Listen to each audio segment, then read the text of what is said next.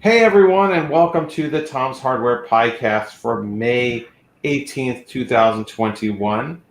As always, I'm Tom's Hardware Editor-in-Chief, Avram Pilch, and I'm joined by Associate Editor Les Pounder, Raspberry Pi expert Ash Puckett, and our very special guest, Alan O'Donohoe. Alan is the brains behind Raspberry Pi Jam, which is a really amazing series of events.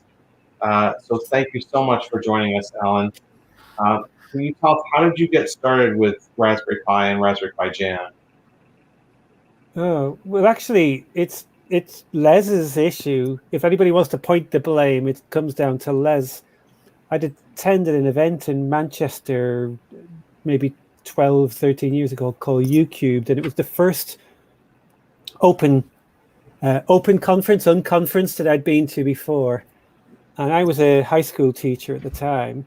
And I turned up at this event. I knew the curriculum was wrong in my school and something needed to change. And I turned up at this event and it really opened my eyes. There were people running talks on open source software and hardware. And I just loved the real opportunities that the event created. And I thought, I'm going to go away and do something like this in my school. And then one thing led to another, to another, to another. Wow, that's great. So how long has Raspberry Pi Jam been around, and how did you get it started? The school teacher in me wants to correct you a little bit, Avram, because we call them Raspberry Jams. I know sometimes people try to call them Pi Jams or pajamas, but it's because of the name. So it was my wife who conceived the name. I mean, she didn't invent Raspberry Jam. It's a sweet, sticky, fruity stuff you can put on your toast or on your scone. Thanks for the clarification. Yeah. But one day I said to her, I've got this idea. I'm going to get all these. So Les has told a tale recently about how whenever we went to order their Raspberry Pis, there was this massive backlog that nobody could get them. And then word was spread around that in the town where I live, somebody had one. And I thought, if I could only get that person to come and meet me, but make it official. So we had to come up with a name for an event. And my wife said, why don't you call it Raspberry Jam? Because I play saxophone very badly, but when my mate who's a drummer and somebody else the guitarist and the vocalist all get going, you can't really hear the saxophone. So it doesn't matter how terrible I am, because when we're jamming, it's just noise. And so she came up with the idea of calling it a Raspberry Jam. Wow. That is so neat. Fantastic. So how many jams are there now?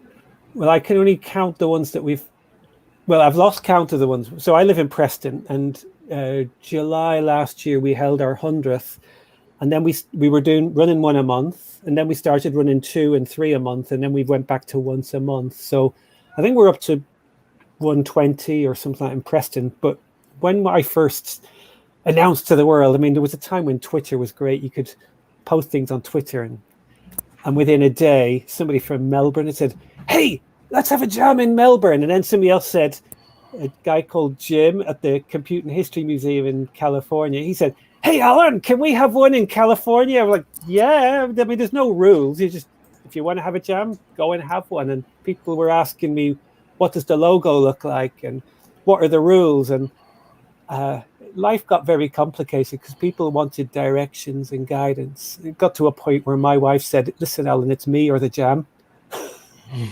She gave me an ultimatum. So would it how? help? Yeah. So Yeah, how? would it help? Oh, I'm sorry. You talk. Sorry. Would it help if I gave a little bit more of a backstory? Because it was actually supposed to be a solution to a problem. So around 2010, 2011 in the UK, I was teaching ICT or computing, technology ed, whatever you want to call it. But I'd come really disappointed with the curriculum. I felt we were basically teaching children how to send emails and create PowerPoints, and I felt there should be more to it than that.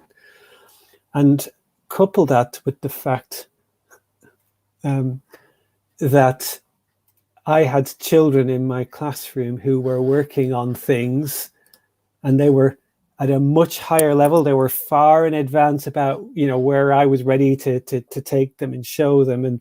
And they kept coming and asking me for advice. I kept thinking, I need somebody. I need like an expert. I need to bring somebody into school. So that was one thing. And I thought, well, I remembered when I was 11 years old, there was a whole network of, a bit like Homebrew, there was all these computer clubs that people could go to and talk to other people. So I thought there was a way of creating one of those. So the Raspberry Jam was really just set up as like a monthly club where children and adults could come together. And we got excited about this Raspberry Pi. Like, can you program it? What's this Python programming language? And is it really true you can send your Pi into space? So when I said, right, we're going to hold the first jam, we're going to hold it in July 2012. I originally thought, well, there's a room in our school that I had the keys to. We could open it in the evening and we could fit 30 people in. 30 tickets sold within an hour. I thought, I'm going to need a bigger room. And then a friend from the university said, we've got a room you can get 100 in, and all 100 tickets sold. So the first event was a sellout. And I would say for a good year or two afterwards, 100 people would just turn up every month. And we never knew who was coming. People would just turn up with boxes and say, well, I've done this and I've done that. And again, like the very first event I mentioned, the U-Cubed event that Les was running in Manchester, it just kind of happened. And people were just happy to see it all happen. We didn't have to have a schedule or a program or rules. And it was just lovely, the organic, I'll pause for a moment. That's great. I mean, I know there's there's Raspberry Jams all over the world.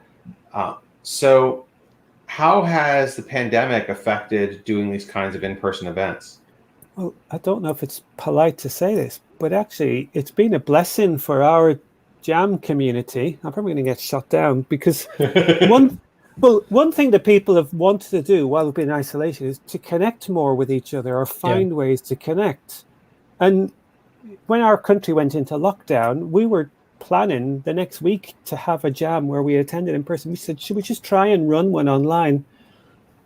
And our numbers had been dwindling. We'd been getting sort of 60, 50 people come into our physical jams. We sold 180 tickets for our first online jam. And like our physical jams, I thought, well, a good 1/3 of those won't actually show up. No, we had like 160. We had an issue actually in terms of making sure we could serve all those. And just every month. But we've had people, it's a gentleman called Jerry in Texas. He joins us. Well, we've never had people from Texas come to our jams in Preston, where I live. We've had Scotland. We've had a whole community of children, teachers, and hackers and makers from Scotland. Essex, which is about 7 hours drive from where I am. And it's really helped, the rebirth of our online jam, which has been lovely, really. Sort of solved a problem that you didn't know you had. That's exactly. There's a lot of makers out in the rural community who there's no Raspberry Jam anywhere near where I live, but Les gets to go to all these conventions whenever everything's going, and I hear all about it. So that's neat. Yeah, that is really cool. So what sorts of things, if someone hasn't been to a jam before, what sorts of things can they expect to experience if they go to one? Well, it's very hard to tell you what would happen at the next one, but we can tell you what we did at the jams that we've had. I have a photo album. I have some video. So all our jams are online now, and we stream them online. We record them. I go in later on and I put timestamps. So we typically, in our online jam, we'll have 8 lightning talks. So we give people a 10-minute window and we say, try to aim to speak for about 5 minutes or so. And we start at 7 p.m. and we run through to about 8:30. Occasionally, somebody's muted or their video's not working. So I kind of spin a few plates, tell a few Pi-related jokes or trivia just to keep the audience kind of, on the edge of their seat. You have Pi jokes in your pocket? I think I made up that bit about the Pi jokes. I would love to see a Raspberry Pi stand-up comedian. Well, it's more the kind of it's more ad hoc, impromptu. Like this May going, we called it Brian May. We named our event after Brian May because it's the month of May, and I had this Brian May wig on, so I was able to do tricks with I'm not used to having long hair, so I was enjoying the novelty of it while I was sort of filling in. But after our lightning talk schedule, we then move into breakout rooms, and we usually organize 2 or 3 of those. And it's quite a job to shut them down because people will be in there for 90 minutes or so. Like, listen, can the last one out turn off the lights and put the furniture back? And they're great, the breakout rooms, because I mean, people don't talk much. They're just kind of mumbling at each other and sending each other links and things, but people just come month after month. It's so nice. Are the breakout rooms themed, or are they just random groups to kind of make it easier for people to talk? Well, I'd like to say, Ash, yes, they always work, but we use the software that we use. It's updated nearly every time we come to use it. So when we press the button that should random, it doesn't. And then when we want them to be set, it's random. So it's always a bit random, whether it's random or not random. Oh, wow. What software do you use? It rhymes with room. Oh, that one. Proprietary software. I work for a business and they have the account, and it doesn't get used very much in the evening. So we use up the bandwidth in the evening. Well, that makes sense. At least you don't have, at least you have the commercial version of it. Yes. I know some people who insist on using Zoom, the free version that kicks you out after, I think, 45 minutes.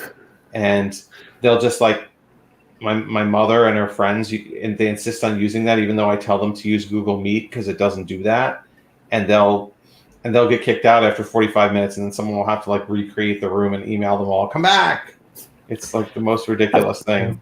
I mean, I'm a fan of open source software, and when we first started, we were using Big Blue Button. So I don't know if you're familiar with Big Blue Button, which in terms of functionality, features, it was fantastic. The only problem is we will often have somebody who will stumble across our jams one month. It's their first time to join. And open source software, sometimes it's not as user-friendly, and everybody was used to the Meets and the Zooms and the Teams, and they were, well, where's this button and where's that button? Oh, it's different in Big Blue Button. You just press the Big Blue button. But in the end, just for our community, I thought it was easier to go with something they were more familiar with. Yeah. So do people bring demos of some kind to Raspberry Pi Jams? Yeah. Oh, Raspberry Jams. Sorry. Yeah. Don't worry. I reckon another 10 minutes or so, we'll have you saying Raspberry Jams all the time. So we have we set a theme every month. There's a small steering group. We meet up a couple of times on a call. We set a theme. So next month, so in the UK on the 21st of June, if everything goes according to plan, we're able to travel. We're able to go away places on holiday. So our theme is Tech on Tour. So it's, hey, when you're going away, when you're like on a day or two, you're going away for a weekend, what tech do you take with you? Some of it might be things you just buy, that little speaker that you always take. Or have you got something, a project that you've developed or you've seen that helps you navigate? So we ask people to submit a theme, a proposal on that theme. Sometimes people say, listen, I've got this other thing. Can I? Yeah, just bring it along anyway, because we're super happy for people to just propose to do a talk. And then we typically get 2 or 3 children.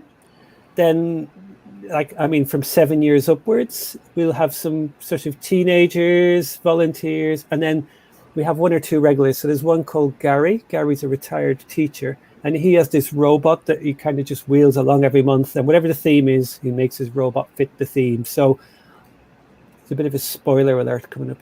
If you watched our Brian May Jam last week, we had a special guest star appearance at the very end. I don't want to spoil it too much, but you could probably join the pieces together.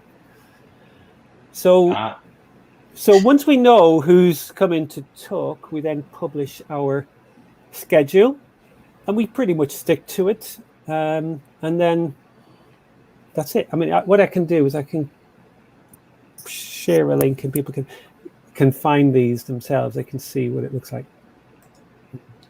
Fantastic. Where's the best place to guest star was Office in Centauri?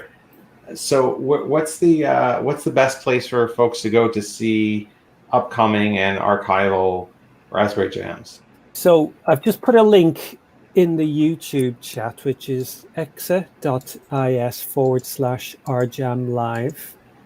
And we've got actually a lot. I've got a job to do. I've all the Blue Button recordings. I need to convert them to a format that I can publish, but they're all on there anyway. If you go and have a look at that link.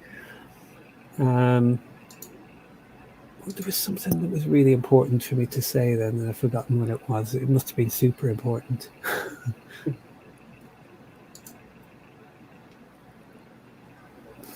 So one of the nice things is, like, we have a chat. So as people are presenting, they're doing their talks, people interact, and we have regular presenters now. And occasionally we'll get we'll have a dignified presenter like Les will join us, and people are all excited. Oh, Les is coming along. He doesn't join us very often, and we feel it's nice to have that. Like, if Les came every month, he probably wouldn't get quite the same warm reception he does when he comes once. That's why I pace it out. I'm not daft. Yeah.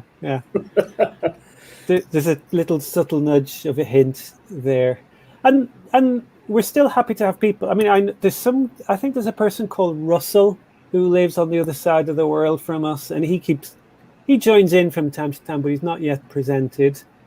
Yeah. And anything he needs goes. a wacky shirt as well, I think, Ross. Yeah.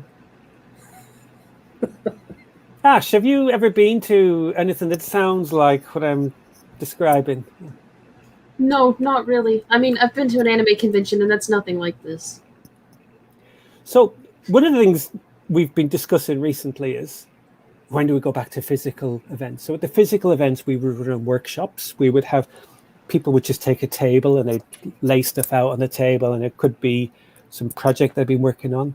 And then we'd have people turned up with this cardboard box of bits that people had given them for a Christmas present, like a microbit kit or something like that. And they don't know the first thing, like they've not even read the instructions, and people could come over and, oh, this is great, get it out of the box, plug it in.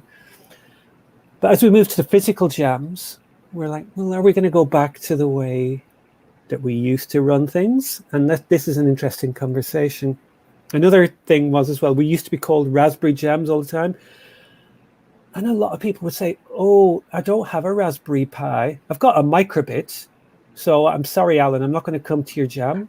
But we have presentations on Arduinos and microbits, and often people will use other things like cardboard or string to show things that they've made. So we downplay the word raspberry now in our jams. We just call it our jam, which is a bit of a play on the sound. It's our jam. Yeah, sure. This is sort of like CES, right? CES used to be known as the Consumer Electronics Show, but now I guess they don't want people to think that they're only for consumers, so it's called CES, standing for nothing.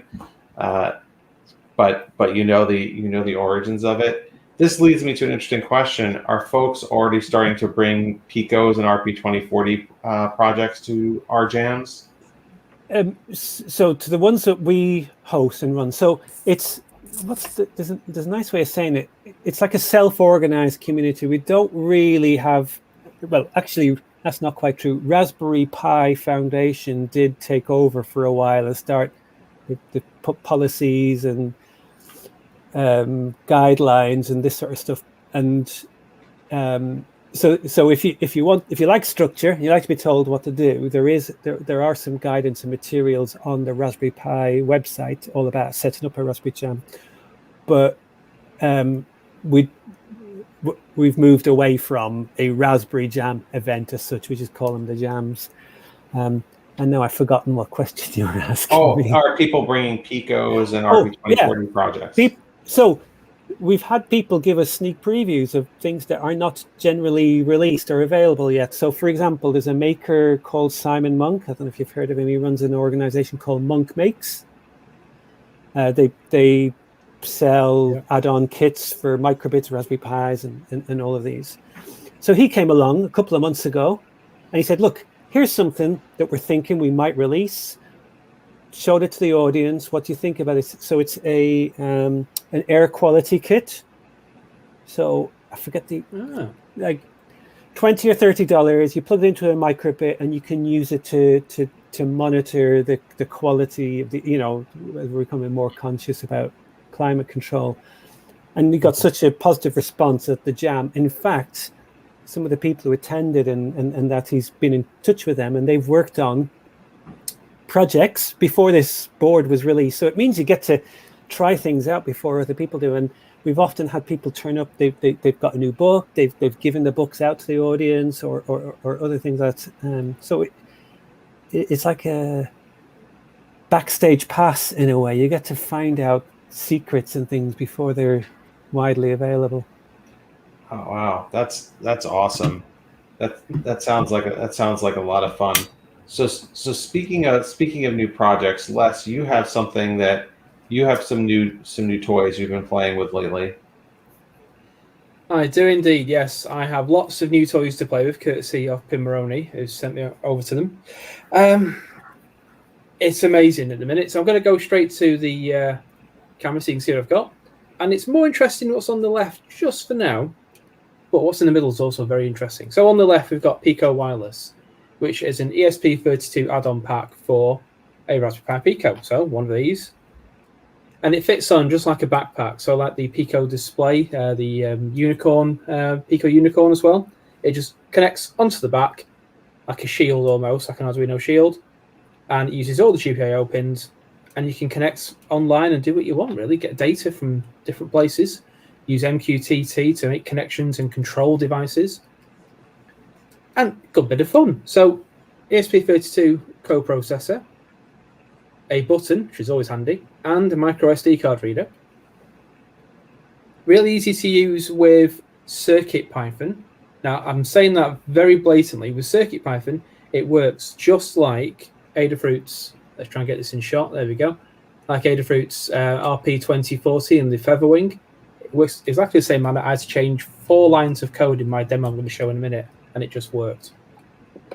But what's different between a Feather RP2040, the Featherwing, and that is, well, this has got breakout connections for plugging things in, like stackable headers. Try and get it in short, shall I? You think after nearly a year, get this right. I'll get it right one day. There we go. You've got stacking headers. This you haven't. You have to plug it into the Pico, and away you go. There's no pass-through as such. There are ways in that you can cut the connections, because it does use quite a lot of GPIO pins. So you can cut the connections so you can get back some GPIO pins, but mainly it's the SPI interface that you need to keep active. Otherwise, you'll have no connectivity. So I'm going to show you a quick demo with this board. This is where I hope it all goes well. Oh, there I am again. Lovely. So on the left-hand side of the screen is the myriad of code that makes this work. And it's a simple script that just goes to the Open Weather Map API, and it downloads the current weather for the place that I live, which is Blackpool. And I've got it all set up with exactly the same code, barring 4 lines of code that I've changed to get the code with the Feather that I had before. It goes online, it gets the API, it gets the information that I need, it then prints it to the screen. So I've got PuTTY open as well, you can see here. And if I just use Control-D to reload, it will reload the weather data. So you can see Raspberry Pi Pico weather station is ready to go. And it's going to give me a 200 code to say it's up. Lovely. And the current temperature in Blackpool is 15.01 degrees Celsius. And then I've broken out the full JSON. So the full JSON object.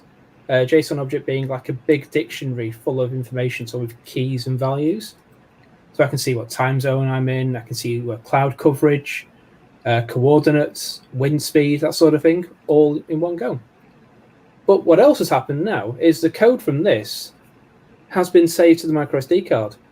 So if I were to set up NTP, Network Time Protocol, I could have dedicated server giving me the time, saying what time of day it is, what the weather's like at that time, and I can log this all to the micro SD card, which I can then take out and then put in a computer, stick in Excel, and do whatever I want to do with it. But I can also link it with external sensors, so like a DS-ATB20 temperature sensor, DHT11 temperature sensor, pressure sensors, light sensors, anything like that. I can use it to measure and take readings where I am and compare it to what I've got from the API, which would be great fun. So I mentioned something else on this board, and it's glaringly obvious because it's got a big light on it. We've got Pico Lipo on here as well. So I'm just going to get this in shot so it's a little better. There we go, that's good. And I'll just set the focus.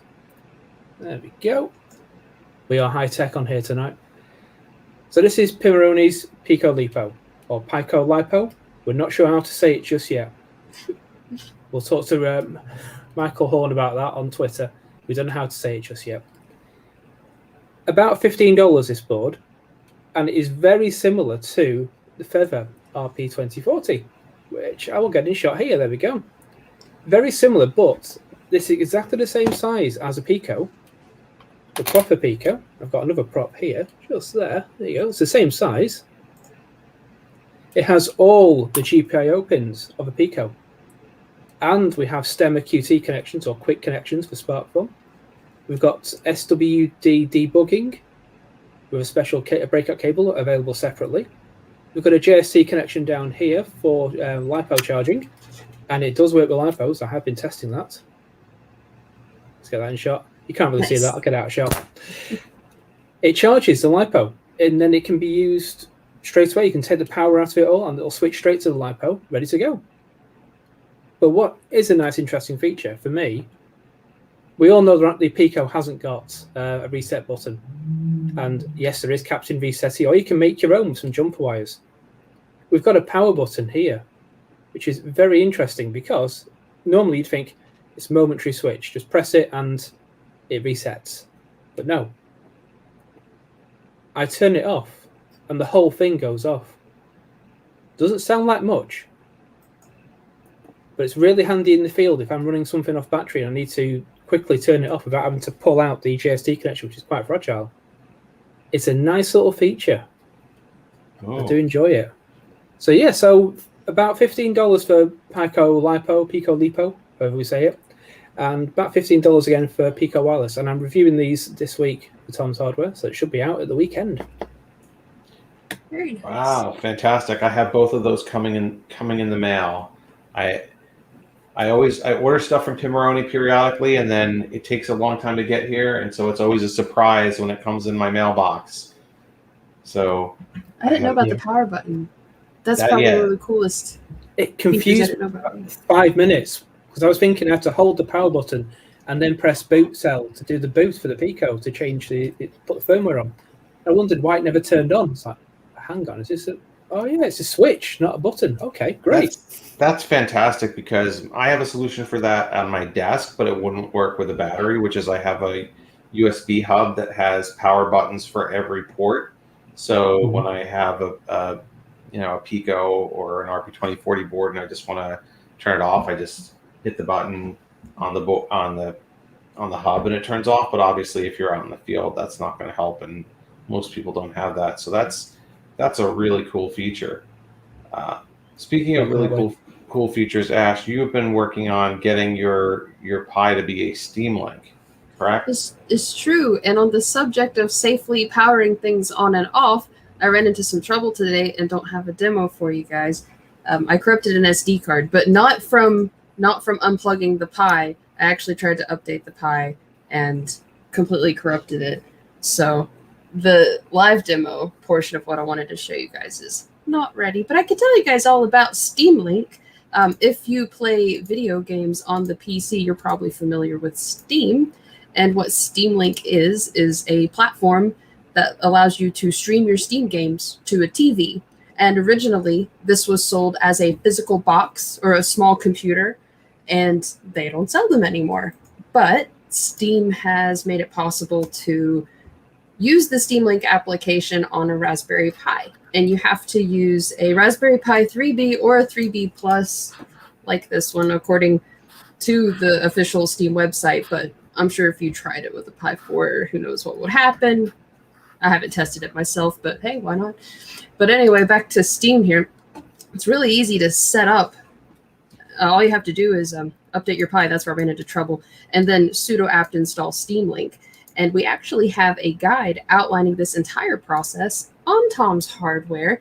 And you can check that out at tomshardware.com/how-2/Steam Link Raspberry Pi with hyphens in between those words. This guide goes over everything from setting it up on both your computer and on the Raspberry Pi, connecting a controller, and of course loading up a game.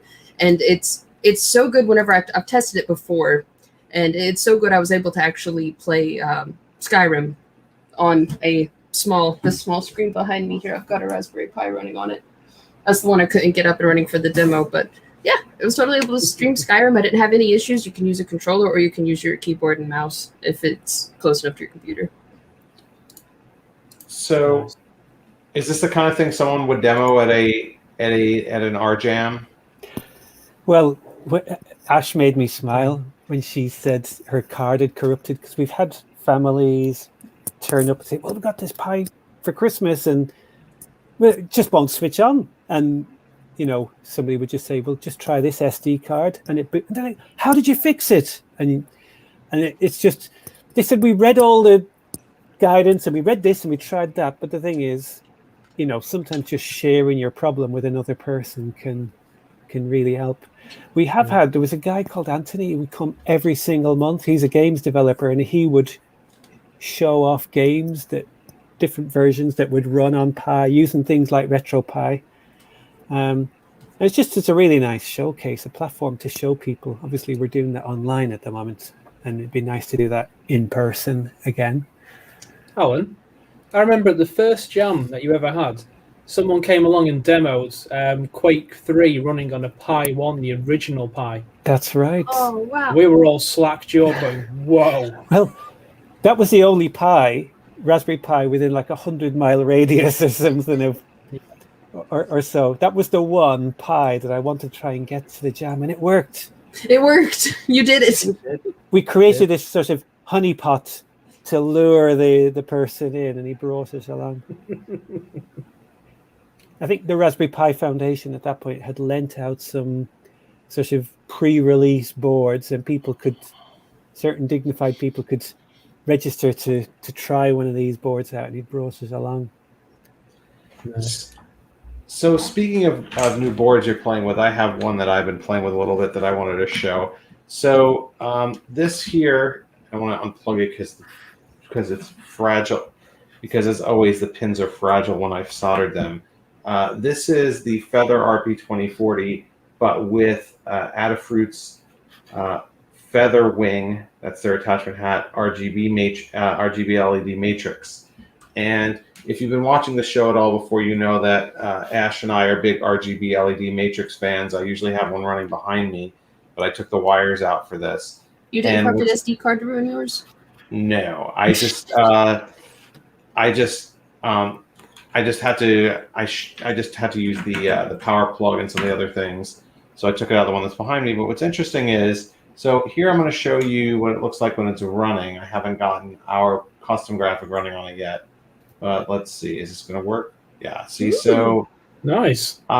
So one thing that may or may not be apparent on video is that this is actually more reliable, a better quality image than with the Raspberry Pi with the Matrix hat on it.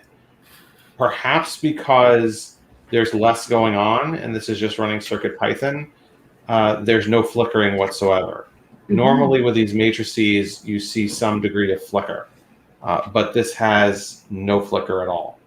So the code for this is fairly simple. I'm still figuring out all the nuances of it, but I'll show you really quickly. Here's the sample code I got from Adafruit, and you can see that you have to import these libraries, which are all CircuitPython. It uses primarily this display IO library. You have to tell it the width in pixels of your display, and this pinout is specifically for the Raspberry Pi, for the Feather RP2040. Although if you do different pinouts, this could work with something else. And you have to create display groups, and then in each group you can load either a bitmap or you can have text. And then there are also ways to have it just display an individual pixel. And so here it's doing that. It's got a loop that's repositioning the text line for the RP2040 over and over again. One thing that's a little weird too is what happens. I don't know what this is. It's a strange bug that's kind of funny. when you hit stop in Thani for this, here's what happens. Oh, neat. It's like really weird. It shows you Blinka, which is the CircuitPython like mascot, and then it shows you some kind of REPL, like I think the REPL for your thing. And if I keep typing in here, like in Thani, like something will happen. Like I just hit enter, and it's very, very weird. The only way to make this go away is to actually go into run another script that clears the screen. I have not figured out how to make it gracefully blank when you stop it. So that's a little weird, but I like this setup for an LED matrix because there's no flicker whatsoever, and it's obviously lower power than doing this with a Pi 0W as I had done before. But obviously, one of the drawbacks is that you'd have, if you want wireless, you'd have to bring one of those cards to it, and it probably would have to stay. It's fairly difficult. I'm not really sure of a good way to program an RP2040 board wirelessly. So, do we know of one, Les? So if you have this like on the bookshelf behind you where I like to keep mine, and you want to be sitting on your computer over here and program it, I don't know of a way to do that like I can with the Pi when I'm, which I can connect via BNC or SSH. So I don't know. That's still a work in progress, but my son and I have several different projects in mind that we'd like to do with it. What I'd really like to do is be able to actually make an Etch-a-Sketch with this. Well, Etch-a-Sketch-like product where we take a couple of potentiometers and you can draw on it by turning them for the XY, and maybe another one where you can actually pick the color and do it that way.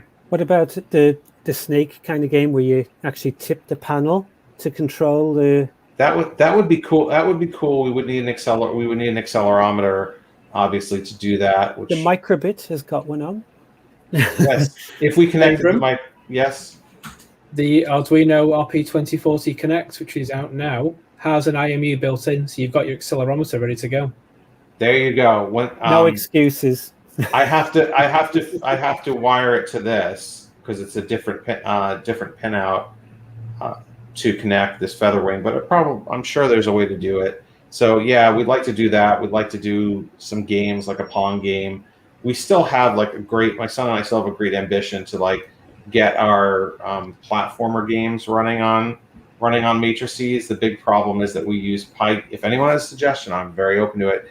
The big problem is that we use the PyGamer library a lot, and the PyGamer library seems to really want to be on a computer with a screen running X Windows, and so something like this it doesn't work on. So I don't know. Got to figure something out that can do something like easily capture the keyboard events or the potentiometer events to move. Still trying to figure that one out. Or fork your own version of Pygame, maybe. We'll work on it. I'll get my son who's 9 to work on it. He's better with this stuff than me. He's really good. He has to do a library for everything. He has to write his own library. He can't just go with existing ones. That's his ambition. So thank you so much to Alan and to everyone who's watched and listened. As always, you can catch us here at 7:30 p.m. GMT, 2:30 p.m. U.S. Eastern Time on Tuesdays, and we will see you next week. Bye, everyone.